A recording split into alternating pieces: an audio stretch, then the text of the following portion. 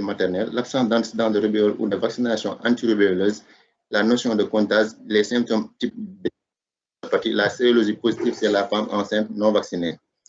Comme argument clinique, il y a l'éruption qui est morbilliforme, un tableau polymalformatif et un tableau d'embryophotopathie rubéolique. Les arguments paracliniques qui posent le diagnostic positif, c'est l'isolement du virus dans les sécrétions pharyngées, la recherche d'ADN par PCR, ce qui permet le diagnostic précoce dans le sang fœtal ou le liquide amniotique.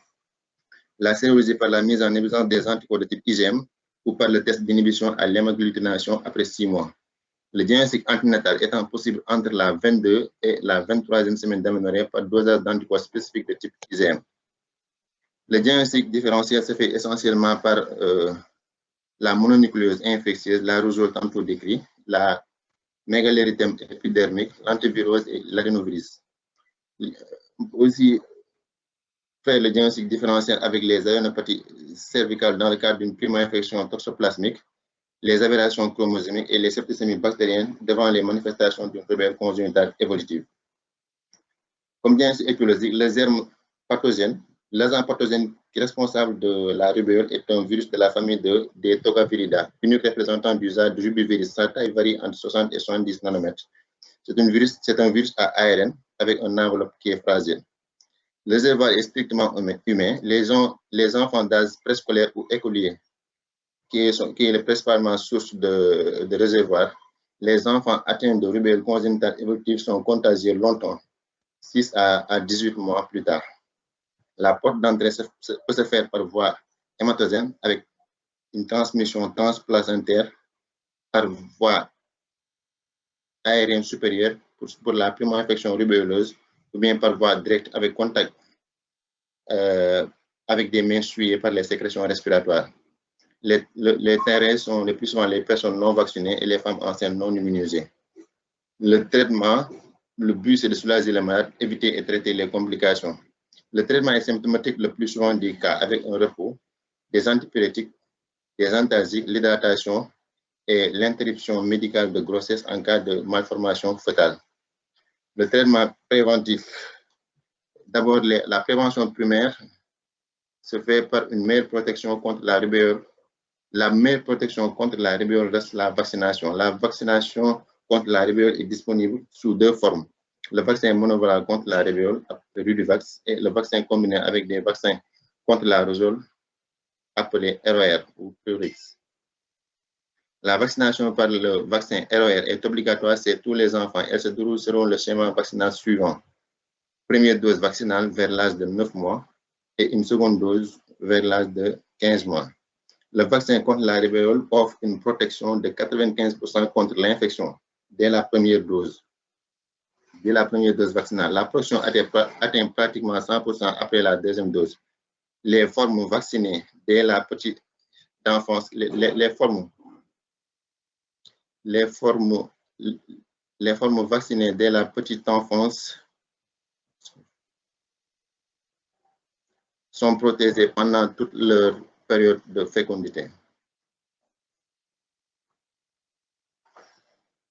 La prévention primaire toujours. Les personnes non immunisées peuvent également être vaccinées avec 1 à 2 doses de vaccin séparées d'un délai minimal d'1 mois.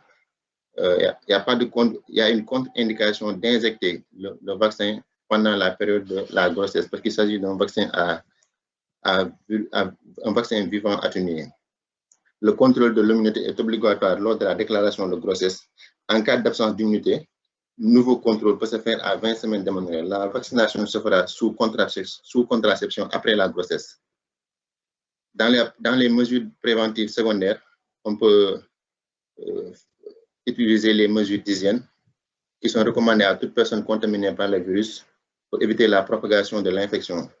Le lavage des mains et du nez, l'utilisation des mouchoirs en papier à usage unique en cas de toux ou d'éternuement, la limitation des contacts, le retrait de la collectivité pour les enfants. Il est capital d'éviter tout contact avec une femme enceinte non immunisée contre la rubéole. Comme conclusion, la rubéole est une maladie en général bénigne. La gravité réside dans la survenue chez la femme enceinte non immunisée du fait des embryos phétopathiques qu'elle peut engendrer. Seule la vaccination permet de la prévenir. Merci pour votre attention. Merci pour la présentation. C'est docteur comment? C'est docteur Modou. Docteur Modou. Oui. Docteur Modou, la présentation, ça porte sur la rubéole de l'enfant et non la rubéole congénitale. Vous avez trop décrit la rubéole congénitale. Ça, vous le faites si on vous demande de préparer un cours sur les embryophotopathie et d'inclure la rougeole dedans. Mais il fallait juste donner la particularité de la rubéole chez l'enfant pour pouvoir faire le diagnostic différentiel avec les autres infections éruptives chez l'enfant. C'est ça. Mais vous avez trop détaillé la partie de la rubéole congénitale. Donc, il faudra vraiment élaguer cette partie. Dans la forme clinique, donnez maximum 6 à 7 points uniquement sur la rubéole congénitale.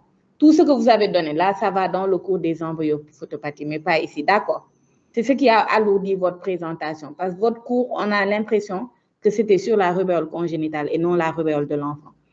Il y a d'autres complications même que vous aurez dû décrire et ça n'a pas été fait au détriment de cette rubéole congénitale. Donc, est-ce qu'il y a des questions ou d'autres interventions, suggestions, remarques sur cette présentation?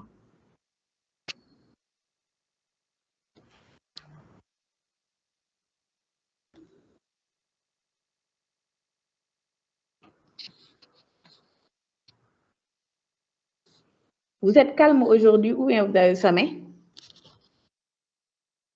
Il n'y a pas d'intervention.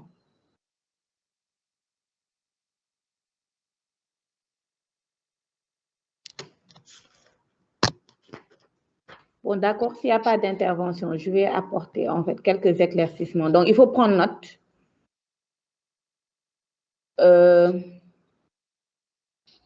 Pour la définition, il n'y a pas de souci. Au même titre que les remarques que j'ai faites sur la présentation de la rougeole, ici également, au niveau de l'intérêt du cours, vous n'avez pas bien détaillé l'épidémiologie. Donc, il faut rajouter qu'en 2004, la rubéole a été officiellement déclarée éliminée des États-Unis. Donc, c'est des données que vous devez connaître. Donc, en 2004, elle a été officiellement déclarée comme éliminée des États-Unis. Et en 2015, elle a été déclarée comme éliminée des Amériques même. Donc, 2004, États-Unis, 2015.